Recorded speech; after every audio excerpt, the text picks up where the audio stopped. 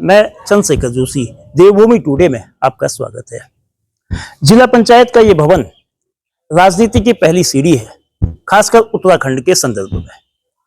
न केवल विधानसभा बल्कि लोकसभा के लिए भी इस सीढ़ी का खासा महत्व है।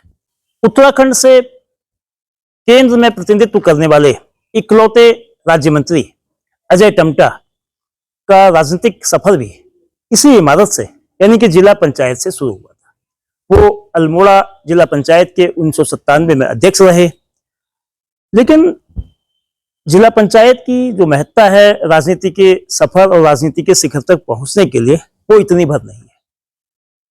चंपावत जिले के लोहाघाट विधानसभा सीट से पहली बार निर्वाचित विधायक उत्तराखंड की जो पहली निर्वाचित सरकार थी वर्ष 2002 में कैबिनेट मंत्री बने थे महेंद्र सिंह मेहरा। मेहरा साहब भी पिथौरागढ़ जिला पंचायत के अध्यक्ष रहे। पिथौरागढ़ के मौजूदा विधायक बल्कि 3 बार के विधायक मयूख माहरा पिथौरागढ़ जिला पंचायत में अध्यक्ष रहे। लोहाघाट का विधानसभा में प्रतिनिधित्व करने वाले खुशहाल सिंह अधिकारी भी इसी भवन में यानी कि चंपावत जिला पंचायत के अध्यक्ष रहे 2014 से 2019 में, और 2022 में वो विधायक बने। उनसे पूर्व 2 बार विधायक रहे भारतीय जनता पार्टी के पूरन सिंह फर्त्याल भी जिला पंचायत का प्रतिनिधित्व कर चुके हैं, लेकिन वे अध्यक्ष नहीं, 2 बार सदस्य के रूप में इस सदन के प्रतिनिधि रहे। ये तमाम बातें इसलिए इनका जिक्र हो रहा है। उत्तराखंड में कल 21 जून को जब सुबह लोगों ने योग किया, योग दिवस मना, अंतर्राष्ट्रीय योग दिवस को भव्य तरीके से देश और दुनिया ने मनाया, उसके चंद घंटों के बाद त्रिस्तरीय पंचायती चुनावों की अधिसूचना जारी हो गई। हरिद्वार को छोड़ के उत्तराखंड के शेष 12 जिलों के जो चुनाव है वो 10 जुलाई और 15 जुलाई को 2 चरणों में होंगे। पहली बार ऐसा हुआ है कि जो वोटिंग के राउंड्स कम कर दिए गए हैं। वो वोटिंग पिछले सालों तक यानी कि 2019, 2014, 2008 और 2003 में 3 चरणों में वोट हुआ होता था। इस बार वो घटा के 2 राउंड में मतदान होगा, और इसकी वजह ये मौसम को भी माना जा सकता है। 31 जुलाई तक चुनाव कराने की बाध्यता जो हलफनामा कोर्ट में, हाई कोर्ट में सरकार की ओर से दिया गया उसमें थी। चुनाव की तकरीबन समूची प्रक्रिया 19 जुलाई तक पूरी हो जाएगी। 19 जुलाई को वोटों की गिनती होगी। जहां तक चंपावत जिले का सवाल है, ये जिला राजनीतिक रूप से पिछले कुछ सालों से वर्ष 2022 से वीवीआईपी जिले में शुमार है। इसकी वजह प्रदेश के मुख्यमंत्री पुष्कर सिंह धामी का मई 2022 के उपचुनाव से इस सीट का प्रतिनिधित्व करना है। चंपावत जिले में 4 विकासखंड हैं यानी कि 4 क्षेत्र पंचायत हैं। पिछली बार चारों ब्लॉक्स में ब्लॉक प्रमुख महिलाएं थी। बेशक एक सीट अनरिजर्व थी जो चंपावत की, लेकिन उस सीट पर भी महिला ब्लॉक प्रमुख निर्वाचित हुई थी। इस बार स्थिति बदली हुई है। 4 क्षेत्र पंचायत प्रमुख की सीटों में से 2 सीटें ऐसी हैं जो अनरिजर्व्ड हैं, यानी कि पुरुषों के भी एक गुंजाइश है कि वो लोहाघाट और पार्टी क्षेत्र पंचायत में अपनी दावेदारी, अपनी किस्मत आजमा सकते हैं।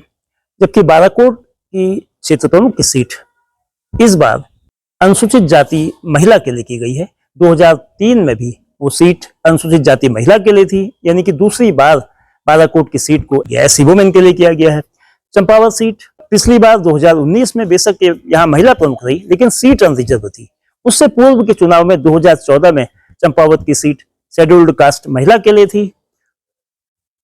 यानी कि लगातार ये तीसरा मौका है जब चंपावत का ब्लॉक प्रमुख बनेगा वो पुरुष ना होके महिला होगी।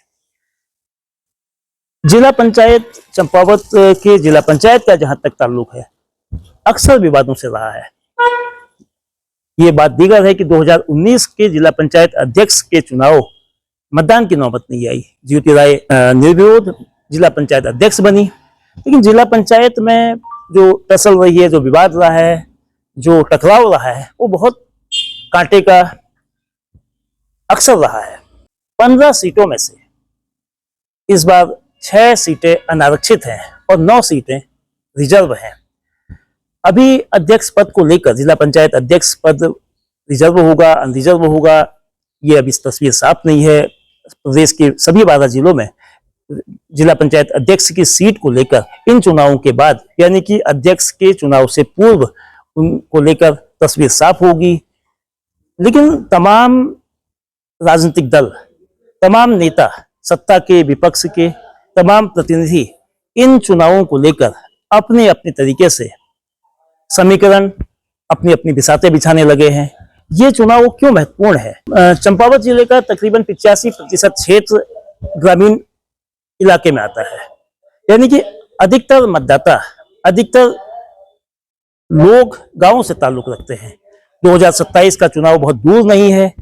इन चुनावों में किन दलों के प्रतिनिधि जीत कर आते हैं, किनके समर्थक जीत के आते हैं, इसका प्रभाव आने वाले विधानसभा चुनाव पर पड़ेगा।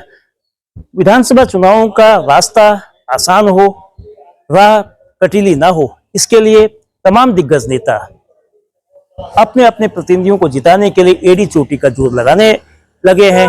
यद्यपि अधिसूचना जारी हुए मात्र अभी 1 दिन हुआ है, लेकिन जो दावेदारों की और दावेदारों को पीछे से बैक करने वाले तमाम पॉलिटिशियंस इन चुनावों को बहुत पैनी नजर से देख रहे हैं।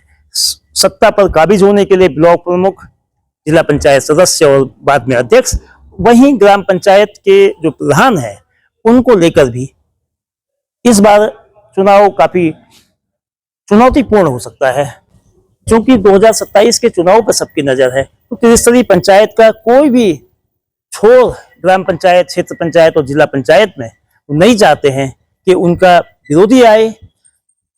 ऐसे में ये आशंका बढ़ गई है कि इस बार के चुनाव पिछली बार के चुनावों से अधिक चुनौतीपूर्ण, अधिक कांटे के होंगे। इनमें बाहुबल और धनबल का भी खूब उपयोग होगा, ऐसे संकेत मिलना शुरू हो गए हैं। बहुत बहुत धन्यवाद।